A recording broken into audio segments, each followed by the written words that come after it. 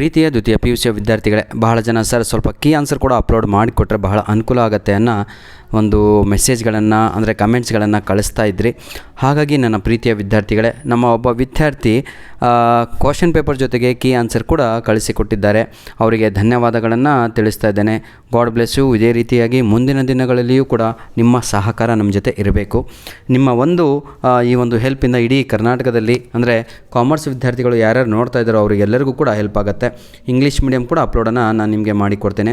ಪ್ರೀತಿಯ ವಿದ್ಯಾರ್ಥಿಗಳೇ, ಸಮಯವನ್ನು ವ್ಯರ್ಥ ಮಾಡದ ಹಾಗೆ ಬನ್ನಿ ಸ್ಟಾರ್ಟ್ ಮಾಡೋಣ. ಇದು ನಮ್ಮ 3ನೆಯ ಬಿಸ್ನೆಸ್ ಸ್ಟಡೀಸ್ ಕ್ವಶನ್ ಪೇಪರ್ ಆಗಿರುತ್ತೆ. ಈಗಾಗಲೇ ನಾನು ನಿಮಗೆ ಪ್ರಾಮಿಸ್ ಮಾಡಿದ ಹಾಗೆ 3 ಕ್ವಶನ್ ಪೇಪರ್ಗಳನ್ನು ಕೂಡ ಅಪ್ಲೋಡನ್ನು ಮಾಡಿಕೊಟ್ಟಿದ್ದೇನೆ.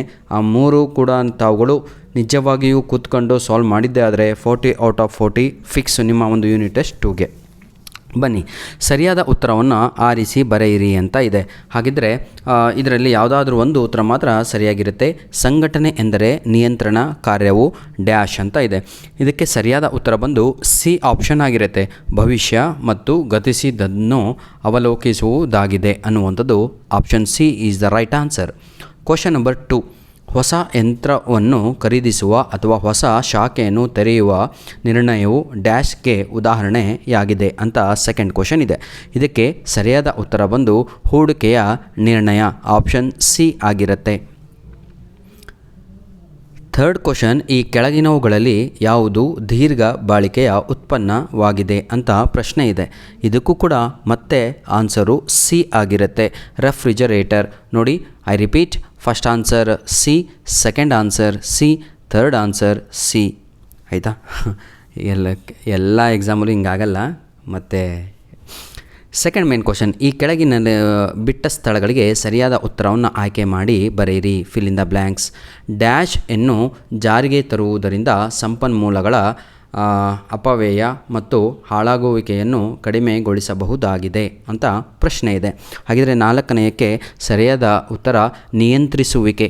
ನಿಯಂತ್ರಿಸುವಿಕೆ is the right answer, fourth answer. ಆಯಿತಾ? ಮಾಲೀಕರ ನಿಧಿ ಮತ್ತು ಎರವಲು ನಿಧಿಗಳ ನಡುವಿನ ಮಿಶ್ರಣವನ್ನು ಡ್ಯಾಶ್ ಎನ್ನುವರು.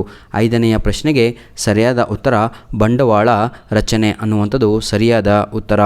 6ನೆಯ ಪ್ರಶ್ನೆ, ಉತ್ಪನ್ನವನ್ನು ಹೊಂದುವುದು ಅಥವಾ ಬಳಸುವುದರ ಪ್ರಯೋಜನಕ್ಕಾಗಿ ಗ್ರಾಹಕರು ವಿನಿಮಯ ಮಾಡಿಕೊಳ್ಳುವುದು ಮೌಲ್ಯಗಳ ಮೊತ್ತವನ್ನು ಡ್ಯಾಶ್ ಎನ್ನುವರು ಅಂತ 6ನೆಯ ಪ್ರಶ್ನೆ ಇದೆ. ಅದಕ್ಕೆ ಸರಕು ಎಂದು ಕರೆಯುವರು.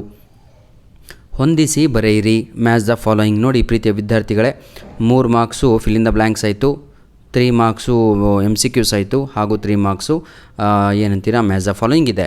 ನಿಯಂತ್ರಿಸುವಿಕೆ ಅಂತ ಇದೆ. ಇದಕ್ಕೆ ಸರಿಯಾದ ಉತ್ತರ ಏನಾಗಿರುತ್ತೆ? ನೋಡಿ, 4 ಆಪ್ಷನ್ಗಳನ್ನು ನೀಡಿದ್ದಾರೆ. ಇದಕ್ಕೆ ಸರಿಯಾದ ಉತ್ತರ ನಿರ್ವಹಣೆಯ ಕಾರ್ಯ. ಸೆಕೆಂಡ್ ಕ್ವಶನ್, ಸ್ಥಾವರ ಮತ್ತು ಏನಿದು ಯಂತ್ರೋಪಕರಣಗಳು.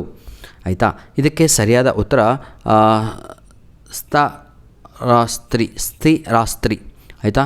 ಸ್ವಲ್ಪ ಪ್ರೊನೌನ್ಸಿಯೇಷನ್ ತಪ್ಪಾದರೆ ಕ್ಷಮಿಸಬೇಕು. ಆಯಿತಾ? ಪ್ರವರ್ತನೆ, ಇದಕ್ಕೆ ಸಿಗೆ ಸರಿಯಾದ ಉತ್ತರ ಮಾರಾಟ, ಪ್ರಕ್ರಿಯೆ, ಮಿಶ್ರಣ, ಮೂಲಾಂಶ. ಬನ್ನಿ ಈಗ 1 ಅಂಕದ ಪ್ರಶ್ನೆಗಳನ್ನು ನೋಡೋಣ. 4th ಮೇನಲ್ಲಿ ಕೆಳಗಿನ ಪ್ರಶ್ನೆಗಳಿಗೆ ಪ್ರತಿಯೊಂದಕ್ಕೂ 1 ಪದ ಅಥವಾ ವಾಕ್ಯಗಳಲ್ಲಿ ಉತ್ತರಿಸಿ ಅಂತ ಇದೆ. 1 ವರ್ಡ್ ಆನ್ಸರ್, ಅಥವಾ ಏನು ಮಾಡ್ಬೋದು ತಾವುಗಳು, ಸಂಪೂರ್ಣವಾಗಿ 1 ಲೈನ್ ಆನ್ಸರನ್ನು ಬರೆಯಬಹುದು. ನಿಯಂತ್ರಿಸುವಿಕೆ ಎಂದರೇನು ಅಂತ ಪ್ರಶ್ನೆಯನ್ನು ಕೇಳಲಾಗಿದೆ. ಬಹಳ ಈಸಿ ಅಲ್ವಾ? ನಿಯಂತ್ರಿಸುವಿಕೆ ಎಂದರೇನು ಅಂತ ಹೇಳಿದರೆ ಸಂಘಟನೆ, ಹೌದಲ್ವಾ? ಸಂಘಟನೆಯೆಂದು ಕಾರ್ಯಚಟುವಟಿಕೆಗಳನ್ನು ಯೋಜನೆಗಳನ್ನು ಅನುಗುಣವಾಗಿ ನಡೆಸುವುದಾಗಿ ಎಂಬುದನ್ನು ಖಚಿತಪಡಿಸಿಕೊಳ್ಳುವುದಾಗಿದೆ. ಅದನ್ನೇ ನಾವು ನಿಯಂತ್ರಿಸುವಿಕೆ ಎನ್ನುತ್ತೇವೆ. ಇದನ್ನೇ ಮೇಲ್ಗಡೆ ನಿಮಗೆ ಕೇಳಲಾಗಿತ್ತು. ಸಂಘಟನೆ ಕಾರ್ಯಚಟುವಟಿಕೆಗಳನ್ನು ಯೋಜನೆಗಳಿಗನುಸಾರವಾಗಿ ನಡೆಸುವುದಾಗಿ, ಹೌದಲ್ವ? ಅದನ್ನೇ ನಾವು ಖಚಿತಪಡಿಸುವುದಾಗಿ, ಅದನ್ನೇ ನಿಯಂತ್ರಿಸುವಿಕೆ ಎಂದು ಕರೆಯುತ್ತೇವೆ. 9ನೆಯ ಪ್ರಶ್ನೆ ಪ್ರೀತಿಯ ವಿದ್ಯಾರ್ಥಿಗಳೇ, ವ್ಯವಹಾರ ಹಣಕಾಸು ಎಂದರೇನು? ಸ್ವಲ್ಪ ಕನ್ನಡ ಪ್ರೊನೌನ್ಸಿಯೇಷನ್ ತಪ್ಪಾದರೆ ಕ್ಷಮಿಸಿ. ವ್ಯವಹಾರ ಹಣಕಾಸು ಎಂದರೇನು ಅಂತ ಇದೆ. ಇದು ಕೂಡ ಈಸಿ.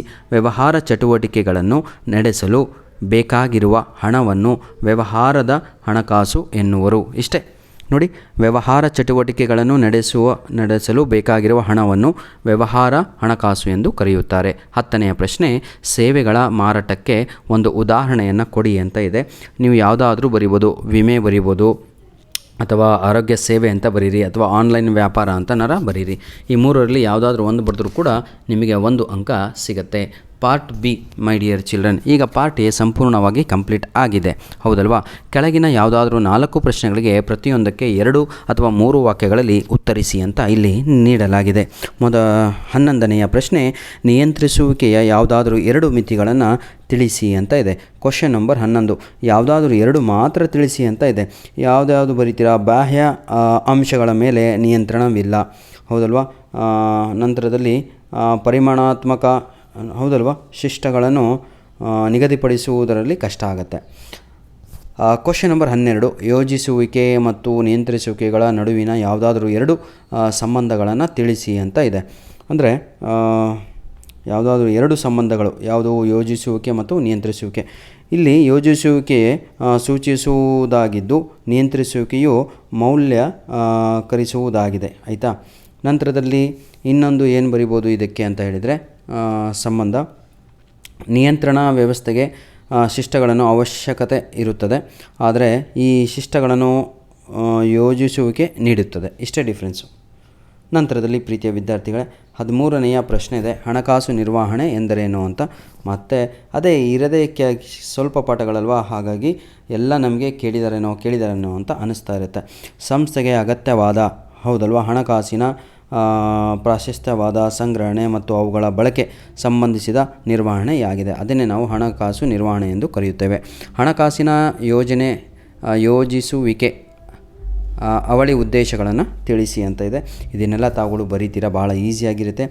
ನಿಮ್ಮ ಪ್ರೀತಿ ಸಹಕಾರ ಹೀಗೆ ನಮ್ಮ ಜೊತೆ ಇರಲಿ. ನನ್ನ ಉದ್ದೇಶ ಪ್ರೀತಿಯ ವಿದ್ಯಾರ್ಥಿಗಳೇ, ನೀವು ಬರೀಬೇಕು ನೋಡಿ. ಮಾರುವಿಕೆ ಮತ್ತು ಮಾರಾಟ ಪ್ರಕ್ರಿಯೆಗಳ ನಡುವಿನ ಯಾವುದಾದ್ರೂ 2 ವ್ಯತ್ಯಾಸಗಳನ್ನು ತಿಳಿಸಿ ಅಂತ ಇದೆ. ಇದು ಬಹಳ ಈಸಿ ಸರ್, ಆಯಿತಾ? ನಿಮ್ಮ ಟೆಕ್ಸ್ಟ್ ಬುಕ್ಕಲ್ಲೇ ಇದಕ್ಕೆ ಆನ್ಸರ್ ಎಲ್ಲ ಇದೆ, ನೋಡಿಕೊಳ್ಳಿ. ನಂತರದಲ್ಲಿ ಏನಂತೀರಾ, ಕ್ವಶನ್ ನಂಬರ್ ಯಾವುದು? ಪಾರ್ಟ್ ಸಿಗೆ ಬರ್ತಾ ಇದ್ದೇವೆ. ಪಾರ್ಟ್ ಸಿನಲ್ಲಿ ನಿಮಗೆಲ್ಲರಿಗೂ ಕೂಡ 3 ಪ್ರಶ್ನೆಗಳಿಗೆ ಉತ್ತರ ಬರೀರಿ ಅಂತ ಇದೆ. ಪ್ರತಿಯೊಂದು ಪ್ರಶ್ನೆಗೆ 4 ಅಂಕಗಳು ಇಲ್ಲಿ ಇರುತ್ತೆ.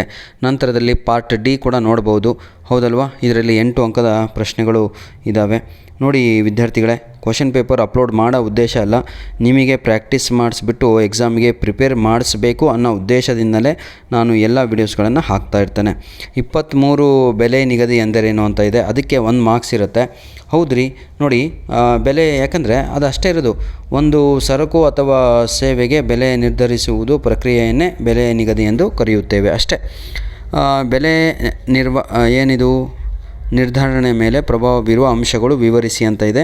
ಇದನ್ನು ಒಂದು 8 ಪಾಯಿಂಟ್ಸ್ ಇದೆ. 8 ಪಾಯಿಂಟ್ಸು ತಾವುಗಳು 1, 1, 2, 3, 4 ಅಂತ ಹಾಕಿ ಬರೆದ್ರೆ ಮುಗೀತು. ಅರ್ಥ ಆಗುತ್ತಾ? ಧನ್ಯವಾದಗಳು. ಇದರ PDF ಕಾಪಿಯನ್ನು ತಾವುಗಳು ಉಚಿತವಾಗಿ ನಮ್ಮ ಒಂದು ಯೂಟ್ಯೂಬ್ ಚಾನಲಿಂದ ಡೌನ್ಲೋಡನ್ನು ಮಾಡಿಕೊಳ್ಳಬಹುದು. ಅದೇ ವಿಡಿಯೋದ ಡಿಸ್ಕ್ರಿಪ್ಷನ್ ಬಾಕ್ಸಲ್ಲಿರುತ್ತೆ.